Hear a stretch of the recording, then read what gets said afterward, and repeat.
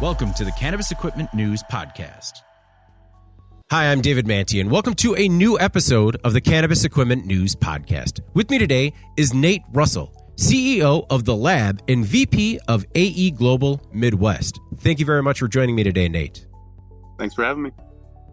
Before we get started, please make sure to like, share, and subscribe to the podcast. You could also help us out a lot by leaving the podcast a positive review on whatever platform you use. If you want to email the podcast, you can reach me at david@cannabisequipmentnews.com with email the podcast in the subject line. You can also subscribe to our daily newsletter. Make sure you get it delivered to your inbox first. Nate, I always like to start the episode with a little bit of background, and you have a rich history in cannabis. So how did you get your start? I suppose, really, I mean, people ask me like why I moved to California. I moved out there when I was 19. I went to school and studied engineering for a year in Milwaukee. Really didn't like the city. I was focused on playing basketball. Like I had a scholarship there.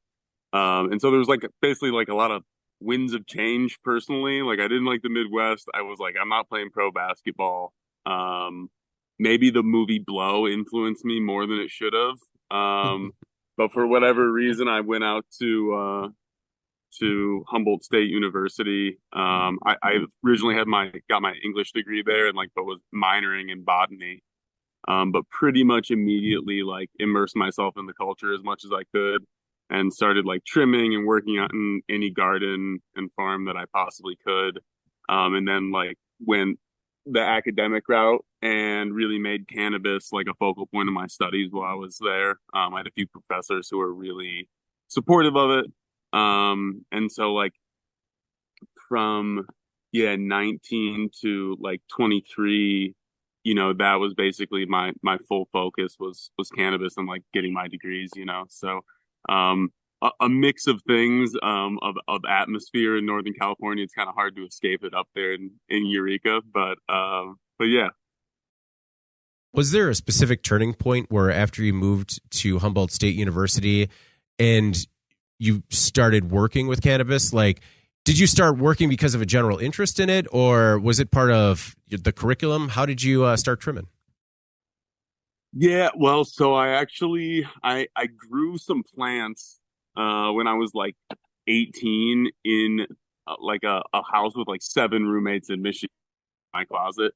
And so I had like the interest there. And then obviously in Milwaukee, there was none of that. We smoked a lot on the team. So I was like, I liked cannabis. But yeah, my neighbor in Humboldt was like a really well-connected guy and just so happened to be like had a really good crew of guys who were like 5 or 10 years my senior maybe, who kind of took me under their wing and like let me trim and work on their grows and like, got me clones that they could kind of sell into their distribution network there. Cause like that was like early 215 days where we were still like driving stuff down to like San Jose and down to LA sometimes to like move our weight to dispensaries because there were only a few like up in like the Humboldt area.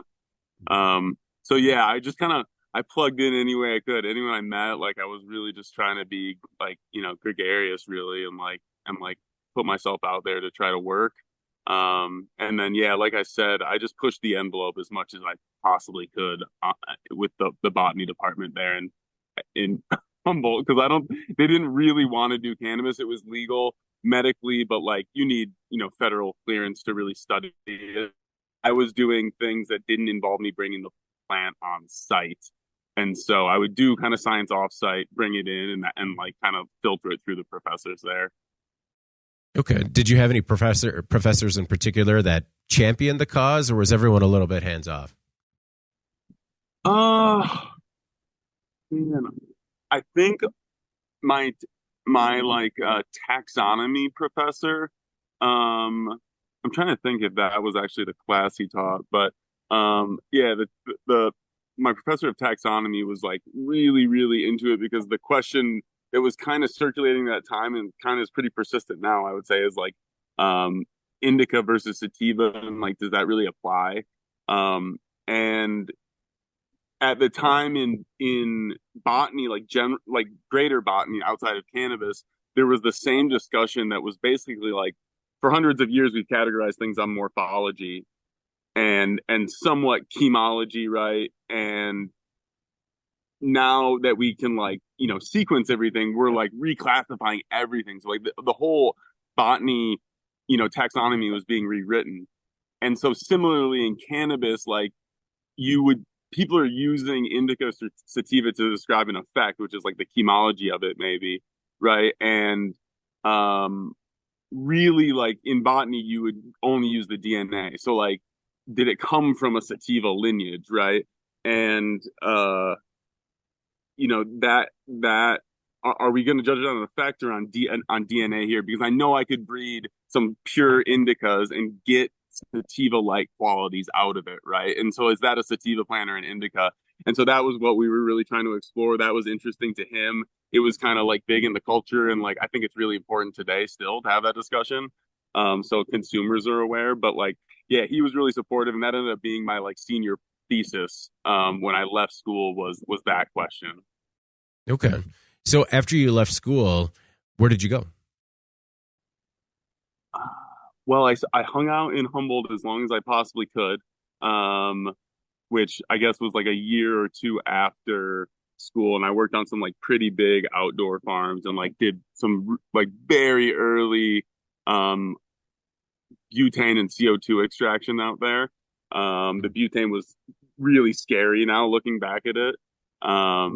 And after that, I had like two of the loves of my life were cannabis and music, and I fell in love with the band Fish, who maybe a lot of people know, maybe people don't, but kind of a offshoot of the Grateful Dead touring band, and fell in love with music festivals, and so I like went to a few Fish shows, in those couple of years after school, and like maybe my last couple of years of school, and there's kind of this like hustle mindset of like people who tour with those bands who like sell merch while they're touring to like fund their travel, right? And fund their tickets. And so I kind of like latched onto that, and like there was this wildly enough, there was like this business plan writing competition at Humboldt State, and I wrote a business plan that was like, I'm gonna go to music festivals and sell merchandise, and like here's a business plan, and I won the thing. And so I got like a $25,000 grant to start this business.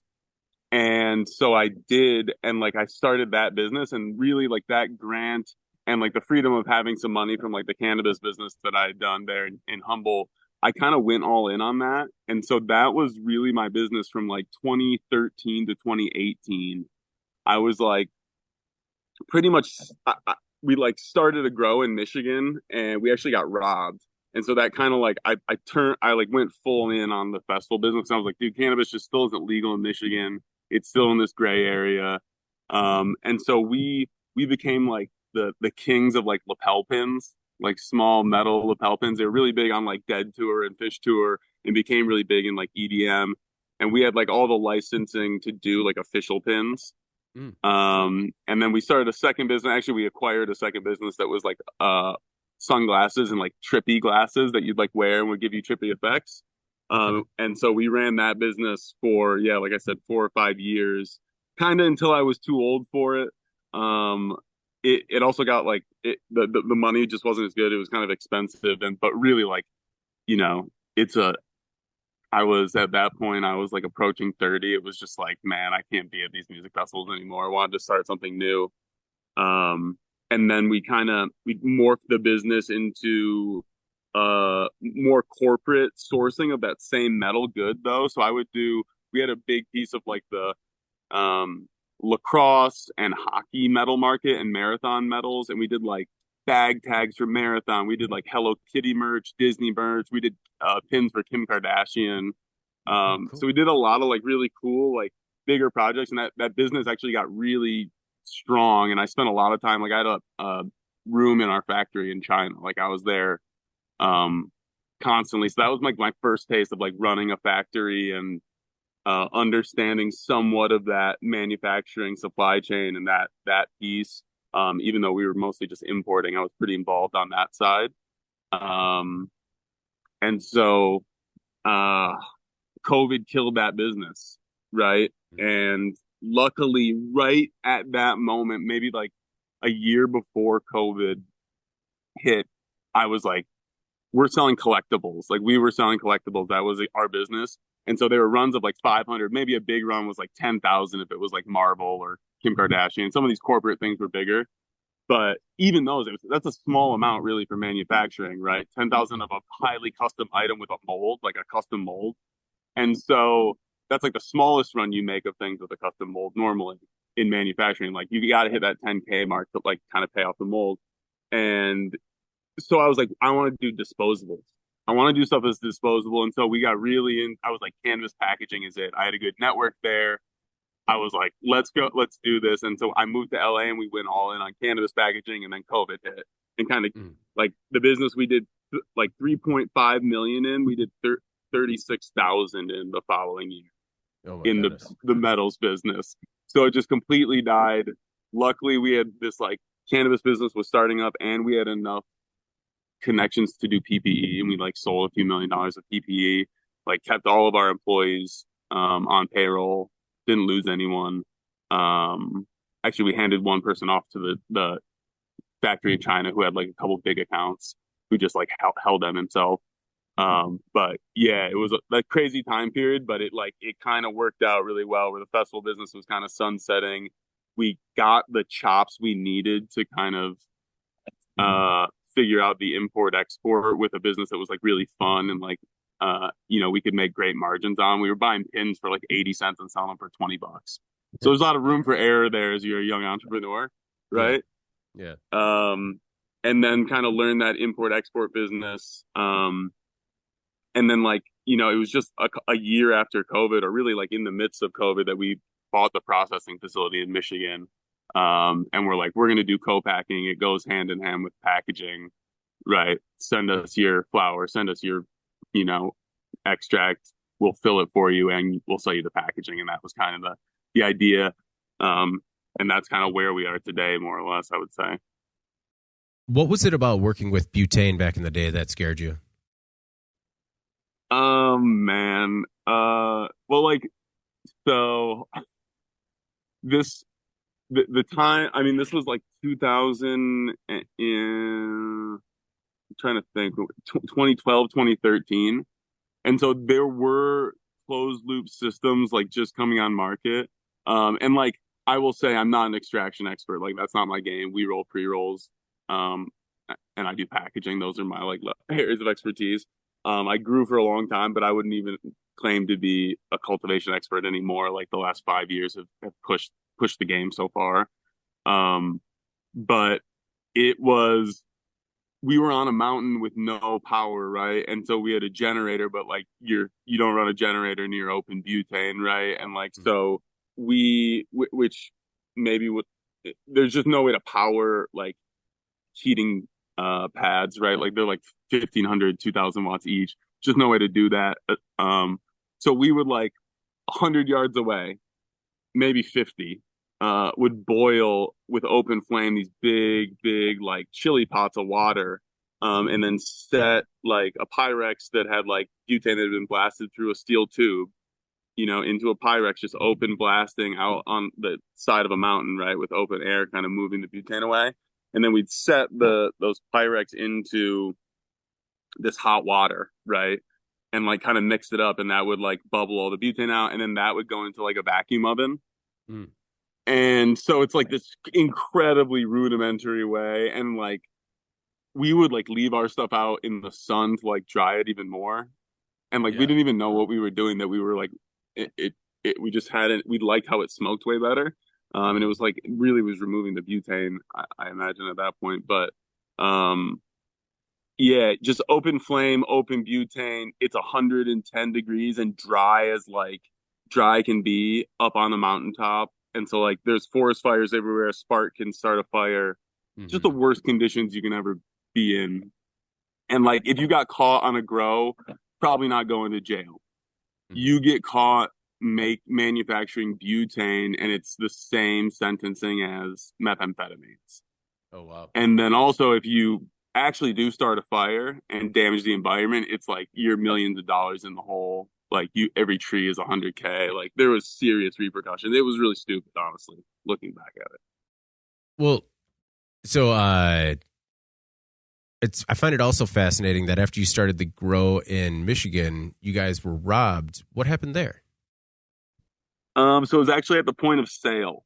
Oh, okay. So the whole, which is even more devastating almost. But I wasn't there. I just like I'm the farmer guy, so I just like didn't do that part of the business.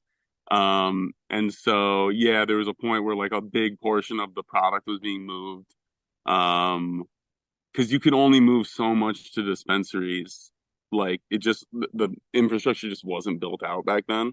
And so there was this like gray caregiver market in Michigan. And so at the point of sale, yeah, like guns came out and it's a choice of like walking out or like, being some kind of crazy psycho hero. And so, my partners took that second route, which is smart of them. And we, still friends today. And it's like you chalk it up to the game kind of. And, but yeah, just, we thought we were recommended to them by someone we trusted too. So it was just a bad situation, but that stuff happens when you're not in the regulated market we are now, I suppose. So with those kinds of experiences in your back pocket, did your like love for the cannabis industry ever waver? I would say the cannabis industry, yeah, because like you, you, when I was in Humboldt, I was like a grunt, right? Like I was trimming and I kind of worked my way up. Actually, like when I left, I got hired to like manage people's harvests. So like I would just come on your last, like I would hit like two grows at the end of the season was my last year there. And I would just like get the crop the last month where it's really crucial to like treat the plants really nicely, get them down, harvested and manage the harvest team. And I got a bigger percentage on each grow than I did the year before. So I kind of moved up, but even that is like you're working for like two levels of people in this like echelon, right? And you're out on a mountain that's like incredibly dangerous. Like we had like bears eat our food. We had a mountain lion like come within 10, 15 feet of us. My dog like literally saved our lives from a mountain lion. There's cops. There's like Russian mob. And so you leave that place, like if you leave with some money in your pocket and no felonies, like and a new truck, you did great relative to everyone else out there.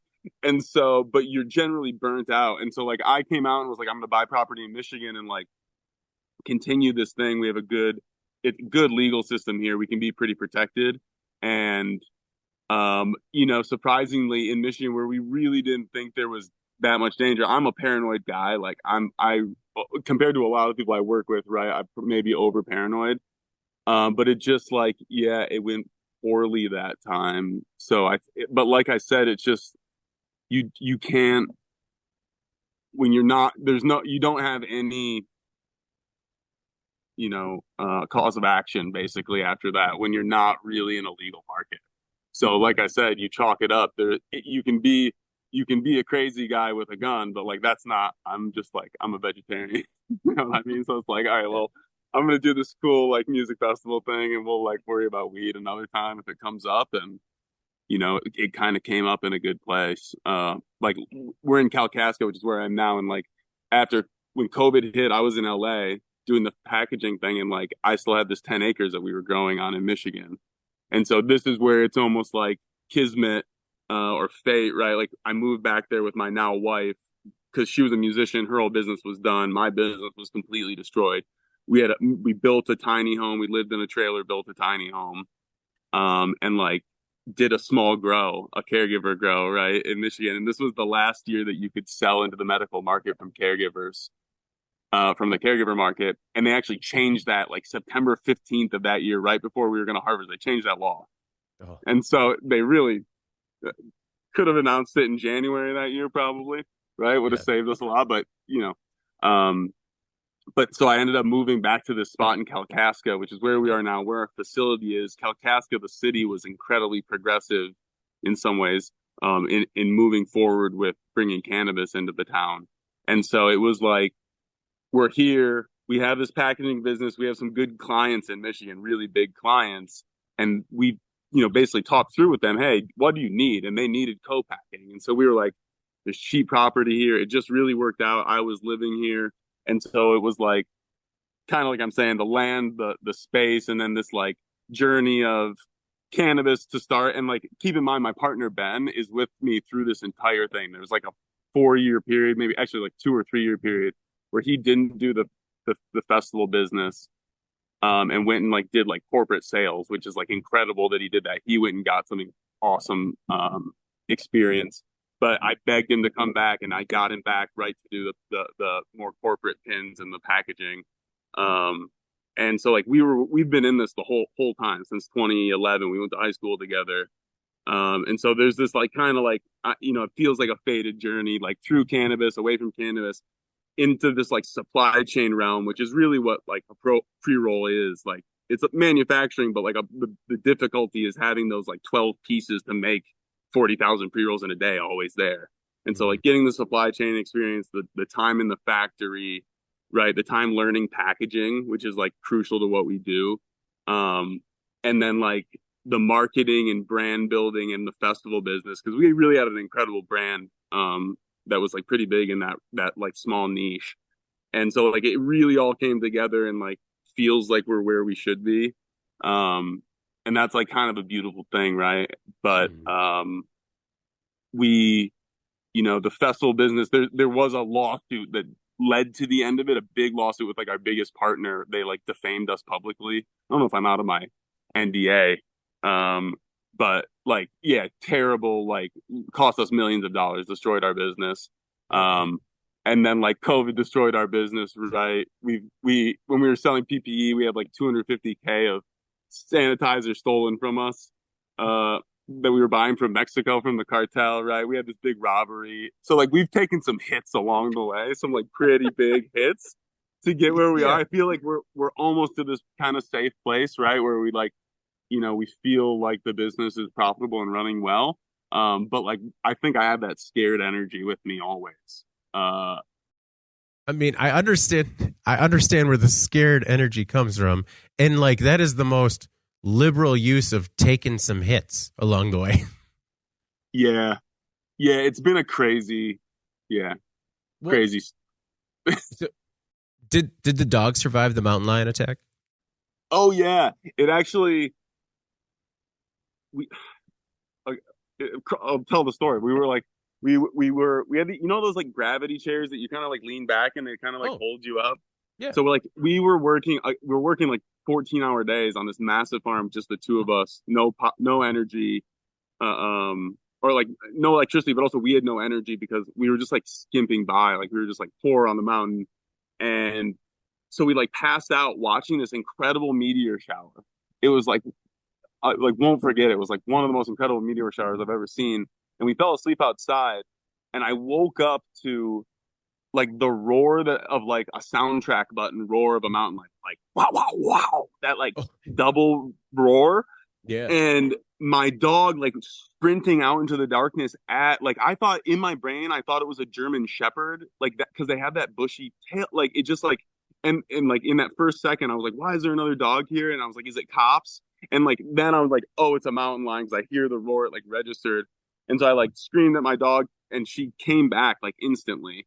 And I like had a little handgun by me and like shot a couple shots like out into the forest. And the crazy thing is like I kind of had my eye on it the whole time, and it never ran away. We were like perched on a mountain like this, and it literally like ran 10 yards off my left shoulder up above us. Whoa. Onto the mountainside, like up. So it like had a perch on us, and we just like ran into this like cabin that we were like still building, and hid out, and we were fine. But like we looked up the next day of like what like how do you prevent mountain lions from coming in? And it was like they're attracted to trash. They're attracted to like when you clear brush and like make piles of it. They hunt mice, so they like love brush piles. And we had like cleared this whole area. We had trash, but because we only left every 3 weeks. Right. And they like will hunt dogs. And so we had a dog. And so it was like everything you could do to possibly attract them. We were doing that. So, but yeah, dog was great. She's still here. She's like 15 years old now. Wow. She's been with me through that whole trip too. So what is the lab? So the lab is Basically a co-packing business that's focused on pre-rolls only. I won't say that in the future we wouldn't do other projects. We actually started doing everything to kind of figure out where the market needed us. And so we were filling vapes and filling bags and filling extracts, and literally doing any kind of project that people wanted. And from the very first day that we opened, we actually were called the Rosin Lab to start because we thought rosin was just taking off. We thought people would need that co-packing business. We had expertise there. And it's what I smoke. We wanted this to be authentic and like be behind it. That was like important to us in whatever endeavor. And it just became so evident how difficult that supply chain was and how small of a market it is. And from the day we opened, we had co-packing business doing pre-rolls. Like not never, I think, it's a really tough thing in manufacturing to like, when you have a staff and equipment to bring in enough work that you always have people working, but not so much that you're missing turn times, right? Or lead times for your clients, right? And we turn everything in a week. Basically, if you tell us something's going to arrive next Monday from today, we'll have it ready the Monday after that. Like we do, 7 to 10 days. And depending if you're doing infused or non-infused, right? But we work on really tight lead time because we knew that was a core concept. And so like, but through the first like 3 years of the business, I think we missed 3 or 4 days where we were like, I couldn't bring our staff in because there was just nothing there. Right. And it was such a difficult thing to balance that. But like, I'm really proud of that number. But I'll say it was because of pre-rolls, like because there was a constant need for co-packing in the pre-roll business. It's just such a difficult thing to do well. And then because it's, a lot of single units, they get single labeled. And then there's the metric tagging where every 100 or every 50 needs to be tagged differently. It's a really brutal thing. It's difficult to manufacture. And like, so that need was always there. So presently, all we do is pre-rolls. We produce, somewhere around 200,000 a week. And I'm hoping we're at like 250 to 300,000 by the end of the year, something like that. So the lab is the pre-roll side of the business, and is AE Global, that's the packaging side? Correct. Yeah. And so AE Global, last October, we actually went through a merger. We had a separate packaging entity called Custom Pack Co. That my partner Ben really is like runs, and so he's the president of that division. I'm the VP, and we have another partner, Jess, who again has been with us since like 2012 and on the festival tour with us, and so like we have a pretty deep squad here. But those two really run the packaging side. Ben is instrumental in processing as well, but he really oversees that business, and so that partnership, like we had a couple really big clients when we were Custom Pack Co. We were serving Loom here in Michigan, and did some really cool things with them. Did some really awesome sustainability stuff that had nice chunk of their portfolio and a few other big companies, right? But the lab was taking off, like really taking off, and we were also servicing like our same packaging clients in the lab, and it was almost like you get in a tough position where like if you mess up one thing, it can affect the other business. And so like a separation of the two was good, but the main reason we did it is like AE Global just, and I kind of speak of them in the, like as a separate entity now, just because that's how our thinking at the time was. Like they had, literally the best 3D printer in the world. There's like 3 of them. We have like the best operator and designers that I've ever met, right? Structural engineers. We have like a prototype dispensary in our warehouse that we can stage things and like see how they work in terms of point of sale displays, own our own mylar factory, own our own bag factory, right? Like have capabilities that we actually needed to, like when we started with Loom, they had 3 stores and now they have 40. And so like we could serve them when they were 3 to 20, and like as it went to 40, we were like, man, if we really, the stuff that we can come up with to actually serve them properly, we need to kind of partner with someone good. And so like luckily we had met these guys, AE Global, who have all these capabilities, put together a really good deal for us, and really see the marriage of the lab and the packaging business as like that's our business. Like we sell packaging directly, and we'll do packaging the normal way where that's all you buy from us. But our kind of model of like, look, we're going to pop up this co-packing business every pre-roll we roll, whether it's our own brand Road Trip or a co-packing clients, generally they're buying the packaging from A Global. And so there's this really nice symbiotic relationship, especially as we look to like license our brand out and do like kind of a franchise business for Road Trip out into other states. Um, A Global is supportive of that too. So we get like this really, really strong supply chain, really, really incredible like design, marketing, that sort of stuff.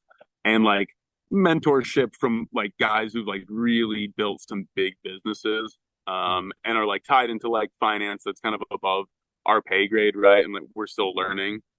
So like tons of benefit. Everything has been positive. I can't really think of one negative since that merger.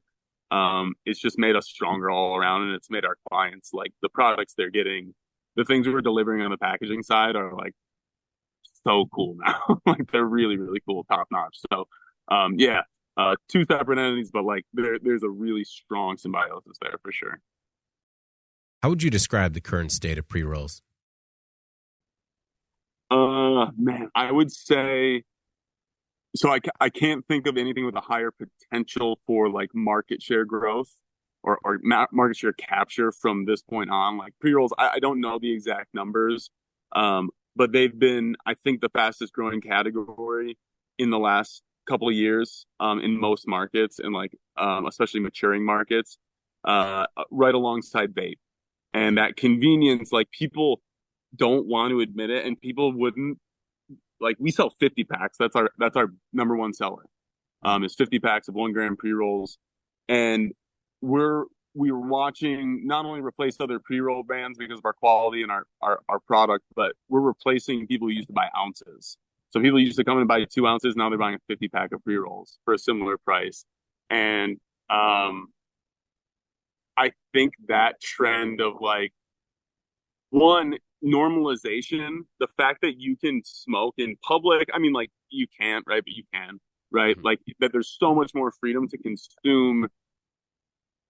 You don't need this elaborate bong, right? Like it almost there's I haven't actually thought of that until right now, but like the cool piece and all that stuff and your like little setup at home, it's like it was because you had to smoke at home. You had to. That was like the only place it was safe to smoke. And like I have some friends who had a little setup in their car who are crazy, but like now it's like, man, I keep my jar of pre-rolls in my car, and like I have them when I go to a show, I have them, when I'm playing golf and that sort of thing, and like it's legal for me to do so.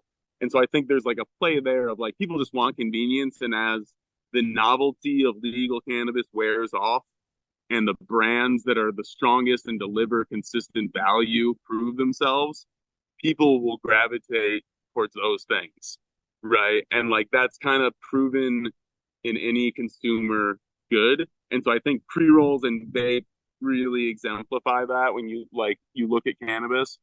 And then there's just that, like I think people will always want to buy flower because you it's kind of like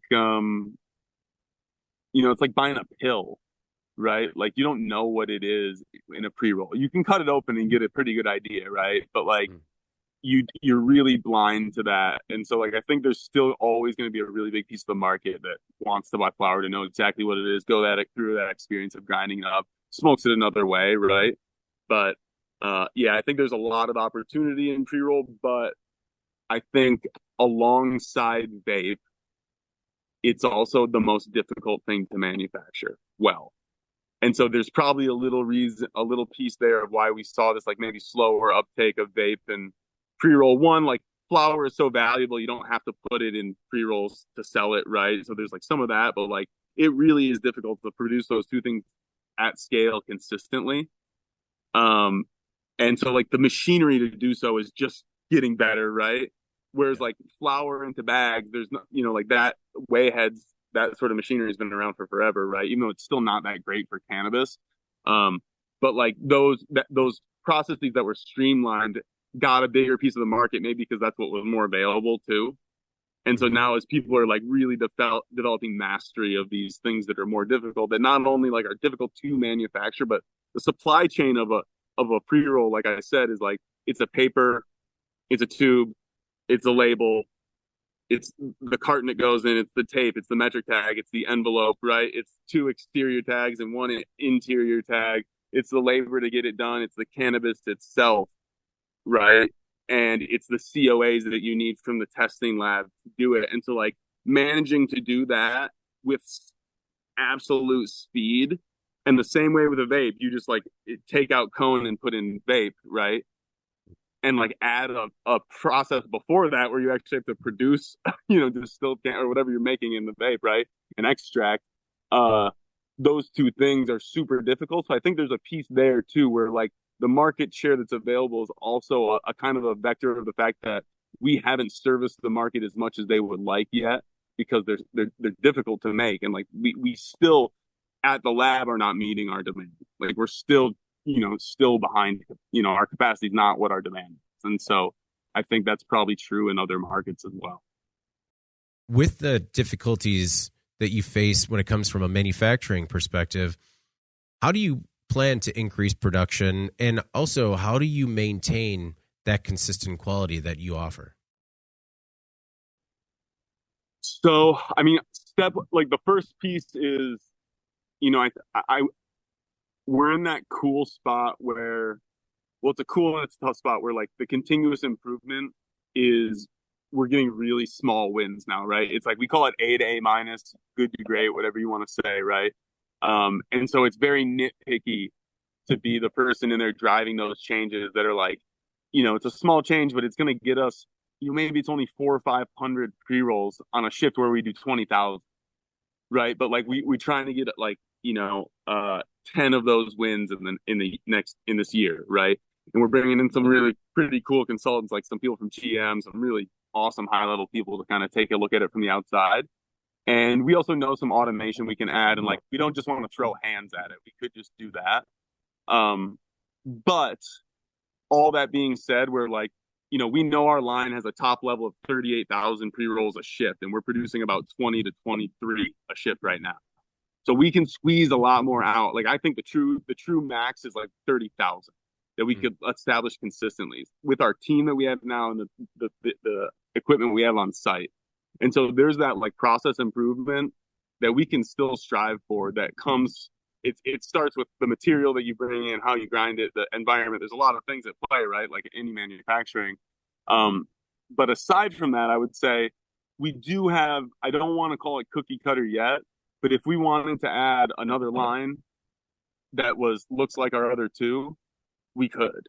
And if we wanted to add the people to run that on each shift, we could. And I think that's kind of the way we're going. But there's a tough play right now with federal legalization looming where we can kind of see, right, as we look to move to other states, we're doing it in a pretty asset light way. We'll look at JVs in some markets that we really like, and we may take on some equipment burden where we know we could bring it to Michigan and put it to use, or until we'll have a few markets that if one doesn't work, we can move stuff around, right? But we're not buying facilities in other states. And that's because at some point, we're going to be able to have a facility here that we can ship at least to the whole Midwest, right? And so we don't necessarily want to go this cookie cutter route where we grab another one with the same machine that'll give us 10,000 units a shift. It's time to say, like, okay, we have to upgrade the whole facility and grab something that's more akin to like a tobacco production line, that can put us in these like close, instead of 10, 20 million units, we're approaching 100 million units out of a single facility. And so we're a little kind of wait and see and more focused on the small continuous improvement things. And maybe we know we could even just we're currently understaffed, but we want to focus on process, not just like fix it with humans. Mm-hmm. And so, and we'll automate. We still do some things by hands that we can automate. So I think there's small improvements there. And then it's a choice of like, do we put that money down into something that, I don't want to call it a Band-Aid, but you could pay 4 times as much money and produce 10 times as much with less humans. Mm-hmm. And so you have to feel comfortable that $600,000 investment or whatever it is, that you have the market to support it. And for me, that's when I can ship to Ohio. Talk about like shifting to Ohio. Where do you stand when it comes to pre-roll innovation? And, is your process fully automated? What is some of the equipment that you couldn't live without? Do you say what's the equipment we couldn't live without? Yeah, the equipment you couldn't live without. And, would you say there's innovation in the pre-roll industry?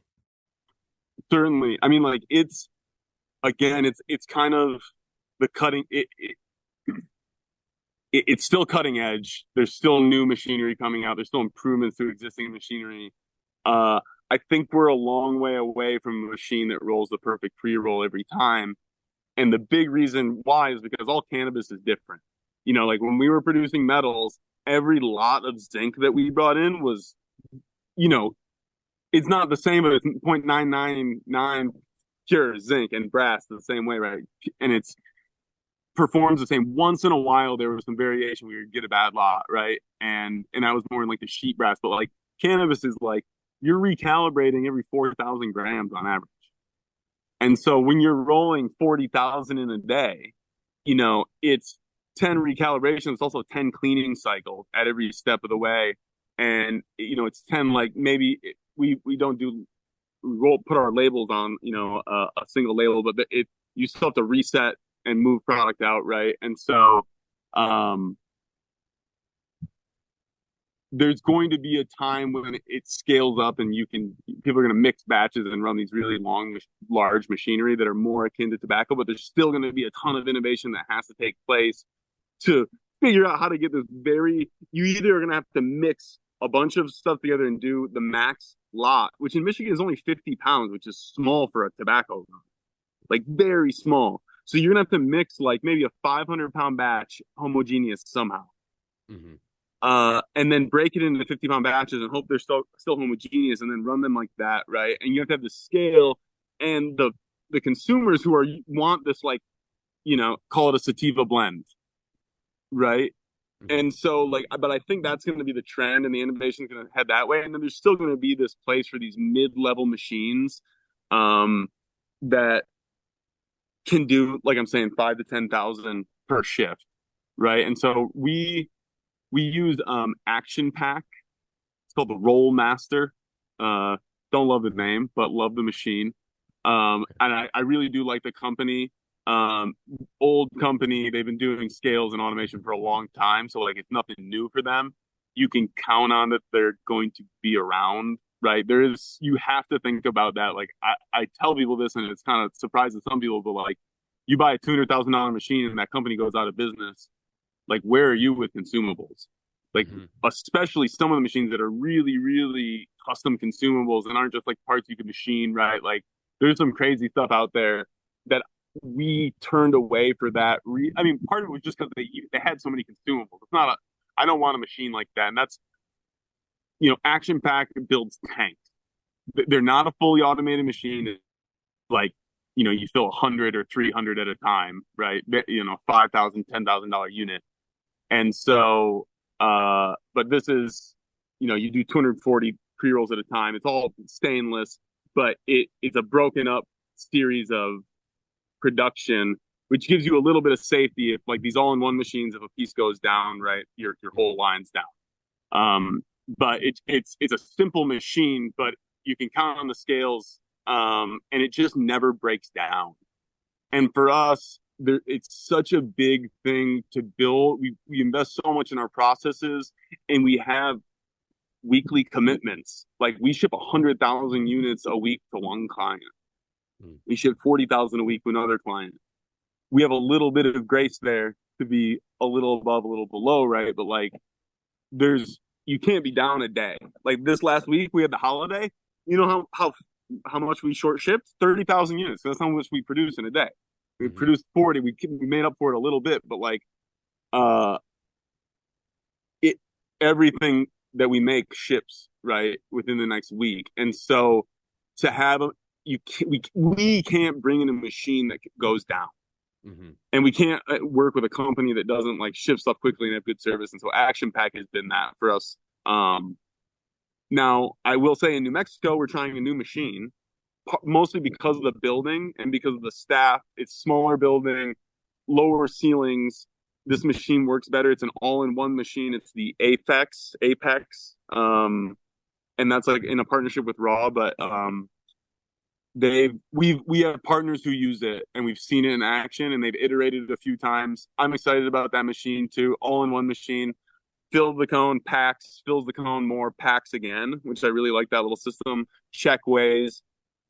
Um, so for me, what we've seen is like these, you're moving staff from either finishing the pre-roll by hand, doing a crown, or they're fixing pre-rolls that failed and emptying the cannabis back into the machine that rolls them, right? And so you're either putting staff one of those two places, and we like just rolling good ones and not having waste and having that control and not having people have to think, is that one good enough to not mess with? No, just make them perfect. Mm-hmm. And so, but in New Mexico, we're going to try this new machine. We have it on a lease, so there's not as much risk. They have a great lease program. So yeah, the action pack is a can't live without. That's the heart of our production line. And then I would say like we have a label mill, label applicator, which is that's for like pop top tubes, pre-roll tubes. Pretty good line. We like it a lot. I think we've run 3 million units on the unit we have now, and it doesn't show any signs of slowing down. And then I will give a shout out to Epson Colorworks printers. They are, I want to say they're like $2,500, maybe 29, and then like a rewinder for it is another like 300 to 600 depending on what you get. We run like 1 to 2 million pre-rolls through those machines. So I mean, I think that's like, you know, a tenth of a penny cost for the machine, and before it breaks down, and like we actually they're not broken down. There's one part that fails on all of our machines. We have a stack of 3 that we're waiting on this like part that's been in shortage, or they don't have training to get it in or something. But they are, for what they are workhorses, and the quality is really good. So they're very expensive printers out there. Mm-hmm. And that I don't think necessarily save you much on label cost either. Maybe are more expensive on label cost. And like, they're not foolproof. No printer is. Printers suck. They're my least favorite piece of equipment in the world. I hate printers. We don't have one in the house. That's how much I hate them. I don't want them in my house. Caused a lot of frustration in my life. Just like, that doesn't come into the home. But they've been a really, like, we have 3 or 4 of them that run different things. And so really like that product for what it is, for the cost, for sure. Does the co-packing business and the success of the co-packing business, has that stunted the growth of your own road trip brand? It's probably the other way now. Road Trip has surpassed our co-packing business I mean, I won't say it's surpassed it in demand, but I like working with big clients. So your sales team doesn't get pulled between a million stores, right? You can deliver to one address or one distributor address. Your marketing goes way farther, right? When you dump it all into one partnership. And so for whatever reason, I mean, I think there's a lot of reasons into it, but like our biggest clients, Road Trip has taken off in their stores, and we still do co-packing for them too. But like, there's a piece of sourcing that's really difficult. And you ask like, how do we maintain quality ongoing? Like, that's going to be our biggest challenge. Just like we work so hard to find quality cannabis to put in our pre-rolls. Like, pre-rolls have most people think they're like poor quality, and a lot of them are. It's like people put their lowest quality stuff to kind of move the product, and we are like trim and shake and smalls, and so like we don't hide that. But I'll put our product up against a lot of flower in the state. I really like, when we find a good cultivator, we lock them down. And so like, that's the fact that we've been able to maintain that up until this point of scale, and I think we can continue it, and deliver variety. Like, I think that piece, like, because we can source a lot of different strains and deliver high numbers and a lot of different variety to every store. Whereas like, if you're a vertical enterprise, you can kind of build that, but like, it's going to be the same flower you're dropping that week, right? If you want to do a trim line. And like, so there's been, I think if we double our capacity right now, we could sell it all out with co-packing, or we could sell it out with Road Trip. Okay. So like, but at the moment, the easier route, and like, obviously there's more revenue in in doing similar profit margins. We don't, like we're pretty aggressive on our margins, especially considering 280E. But there's way more revenue in selling, like, the pre-rolls we sell for twice as much under our brand, right? Instead of co-packs. So, there's more money in it. And I think when you look at the landscape of cannabis and like look at CPG products, the brands are the most valuable entities. And I think like there was a big, like, what's the word? There was almost like a big like land grab, like a big race to just like grab licenses and grab market share that way. And like, cause there are limited license markets where that made sense, right? But where there's not, like, it didn't make sense to open as many stores as you could. You had to be tactical and like to go as big as you could on cultivation. And so like those things were really valuable at the beginning when people didn't know how it was going to play out. But like as we move forward, and now like, okay, Pfizer is going to enter the chat, right? And like, what is it, Altria? That was formerly Philip Morris, whatever they are now. That's going to enter the chat, right? And now these big boys who, their cost of capital is way lower than private equity because they're not paying back private equity investors, right? So their cost of capital is like 8% versus 20%. So they can give way big. When those guys come, I think they could put up a large outdoor farm better than any that exists in the world, right? And I think they'll plug into existing retail because they don't do retail. They do distribution and marketing. But what they'll need is brands people can trust, and that brands that have, good manufacturing practices, but also like have manufacturing practices, like have dialed procedures, right? And like there's some brands that are pretty successful out there that I don't know. I think they've killed it on the marketing side, but they have no process, right? That like someone could take and build on in like a corporate atmosphere in a scaled way. And when you look at it, people thought they could buy consumer dollars by owning shelf space, by owning the whole store. Mm-hmm. But really the way to get real scale is to like own the brand that goes on the shelf and build demand that way and get shelves in every store everywhere, because you can't own every store. Right. And so like that thinking has driven us to say like we want to be a 50-50 co-pack brand, our brand business. And like it's pushing away from that, and we'll fight back as we gain capacity. But like we're gonna go where the market takes us. Like we won't force things on the market. We're not gonna try to build something that flies in the face of our demand, right? And then when you add that piece, and I think a co-packing business is a great business and is going to have value. But I think if we did $30 million in a few years in just co-packing, or we did the same number with a brand, I think the brand entity is a lot more valuable. Mm. And like you could argue you still have that shelf space with the co-packing entity, and you're getting your pennies anyway, no matter how. Your brand's just not on it.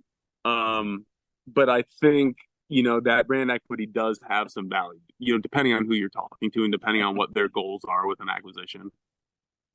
So I know that we're running out of time here, but I wanted to ask you, how would you describe the state of the cannabis industry in Michigan?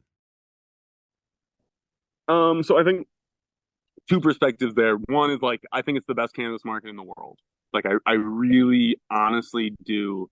The way we got here, the old culture, right? We've had hash baths since like 1976 in Michigan, right? And so like there's a market here, like really from progressives all to conservatives. Like if you were born on a farm in the thumb, you were growing weed in the ditch in Michigan. And like that culture is so pervasive across demographics. I think like it's so underestimated. Like it's really like everyone smokes weed here, man.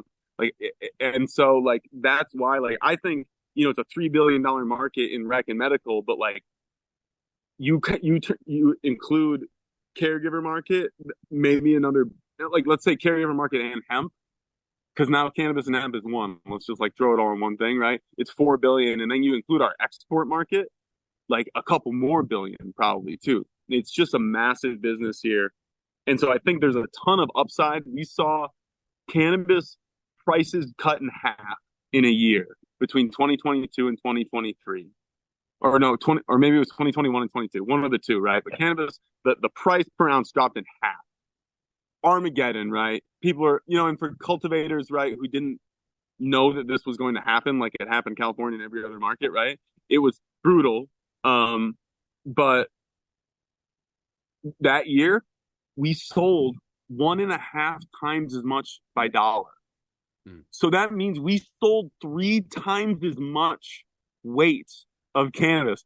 The consumers, the price cut in half, and they said, F it. I'm buying 3 times as much. Like, for real. That is what happened in Michigan. That is an incredible consumer base that responds to market changes like that. So that's one side. I think it's incredible. The other side, from a political standpoint, if you guys have followed me, I'm highly critical of our administration right now. I think, we went from a very, very open market, just trying to get people herded into the market, out from the black market, because we still have so much black market, gray market protection here, to get people into the market. With our last administration, there are bad actors. There is bad disty coming in, right? There are people breaking the rules. So many people had businesses that were never going to work, and they pointed the finger at bad actors, which contributed to their businesses failing. Mm-hmm.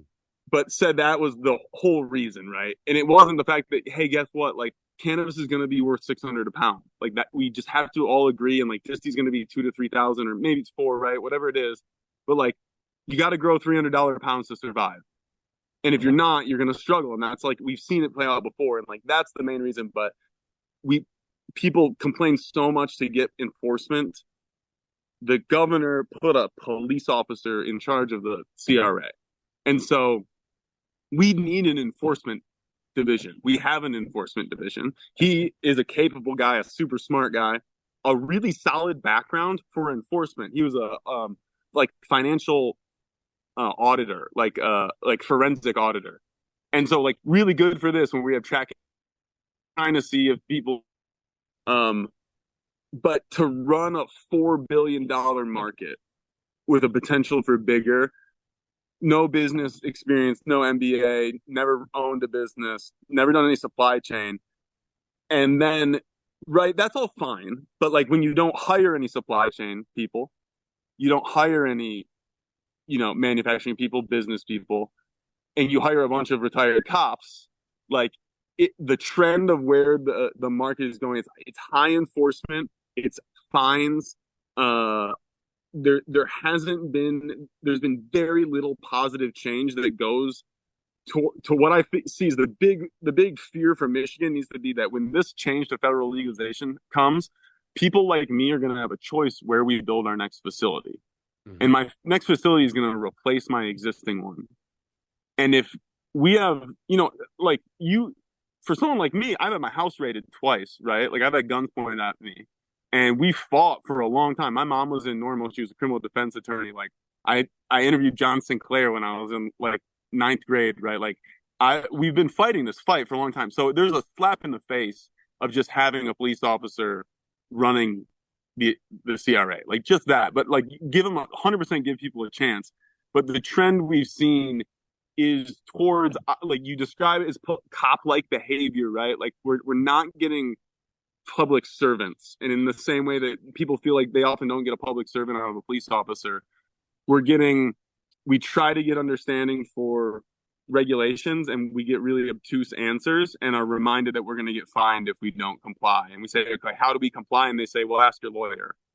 And well, our lawyer has to ask you too, because you're not getting, and so there's a push and pull that I think I don't want it. I don't think it's going to come to a head, but again, the big worry here is like, federal legalization is coming, interstate commerce. When that happens, I'm going to build a massive facility.